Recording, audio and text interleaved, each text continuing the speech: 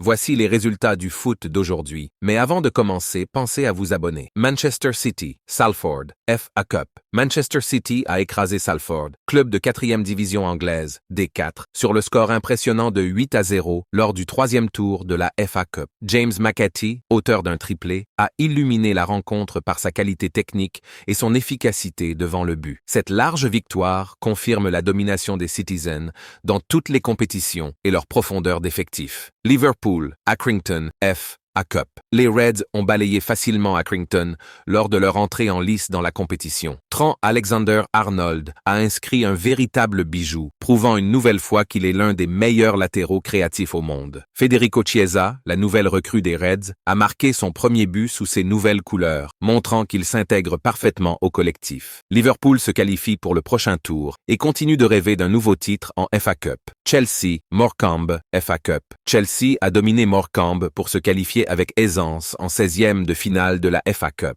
João Félix et Tosin Adarabioyo ont chacun inscrit un doublé, permettant aux Blues de contrôler le match du début à la fin. Cette victoire confirme le retour en forme de l'équipe après des performances en demi-teinte ces dernières semaines. Borussia Mönchengladbach, Bayern Munich en Bundesliga. Le Bayern Munich s'est imposé sur le terrain du Borussia Mönchengladbach grâce à un but décisif d'Harry Kane, qui continue de briller depuis son arrivée en Allemagne. Ce succès permet au Bayern de maintenir la pression sur le leader du championnat et de rester en course pour un nouveau titre de Bundesliga. Eintracht Francfort, Saint-Pauli, Bundesliga. L'Eintracht Francfort l'a emporté face à Saint-Pauli grâce à un but de Omar Marmouche, désormais co-meilleur buteur du championnat avec Harry Kane. Marmouche a inscrit l'unique but du match et continue de porter son équipe. L'Eintracht grimpe à la 3e place de la Bundesliga avec 30 points après 16 journées. Udinese, Atalanta en Serie A. L'Atalanta a été tenu en échec sur le terrain de l'Udinese, concédant un match nul qui prolonge sa série sans victoire à 3 rencontres consécutives, toutes compétitions confondues. La DA reste à la 2e place, mais voit l'écart se creuser avec le Napoli, toujours leader de la Serie A. Tension au sommet. L'Inter Milan, avec 2 matchs de retard, reste une menace pour les places européennes. Stade brestois, Olympique lyonnais. Le Stade brestois, dans une forme impressionnante, a battu l'Olympique lyonnais à domicile sur le score de Brest, a pris un excellent départ avec 2 buts inscrits dans les 25 premières minutes. L'OL a réduit l'écart avant la pause, mais n'a pas réussi à égaliser malgré une forte pression